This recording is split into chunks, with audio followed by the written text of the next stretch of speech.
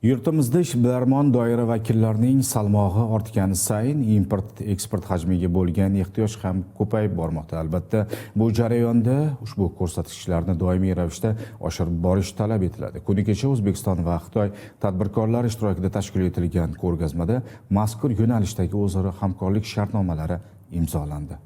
Tadbirkorlik sohasi kengayib boravergani sayin boshqa davlatlar bilan import-eksport hajmi ham ko'payib boradi. O'zbekiston tadbirkorlari va Xitoy delegatsiyasi vakillari o'rtasidagi uchrashuvdan ham mazkur soha tarmoqlarini keng yoyish, milliy mahsulotlarni xorijiy bozorlarga kirib borishini ta'minlash maqsad qilingan. Aynan bugun ko'rib turibsiz, mana Xitoy Xalq Respublikasidan 40 ga yaqin juda ham bir katta kompaniyalar tashrif buyurgan. Hozirgi kunda 2024-yilda olib qaraydigan bo'lsak, Xitoy Xalq Respublikasi va O'zbekiston o'rtasida 15 milliarddan ziyod investitsiya amalga oshirilgan va bulardan o'sha 9 ga yaqin soha energetika, ximiya va yengil sanoat, og'ir sanoat mahsulotlari va bir necha shu kabi mahsulotlar o'rtasida eksport-import operatsiyalari, munosabatlari amalga oshirilgan. Ko'rgazmaga 8 ta yo'nalishda o'z mahsulotlarini olib kelgan 100 dan ortiq tadbirkorlar tashrif buyurishgan. Ularning ba'zilari o'z biznesini yillar davomida takomillashtirib, xorijiy davlatlarga eksport qilishmoqda.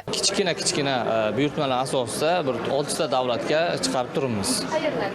Xitoy, Koreya, Amerika, Dubay. Hozir bizda paxta asali, tog' asallari, tog'ni ham har xil joylarda qo'yamiz. Respublikamiz turli holatlarda, turli hududlarda. Bu yerda hozir 8 xil asal olib keldik. Talab kuchlisi tog' asalimizga bo'lyapti. Endi nasib bo'lsa, mana shu ko'rgazmadan kutilayotgan maqsadlarimiz shu yurtimizning tabiiy mahsulotlarini butun dunyoga tanitish maqsadimiz bor.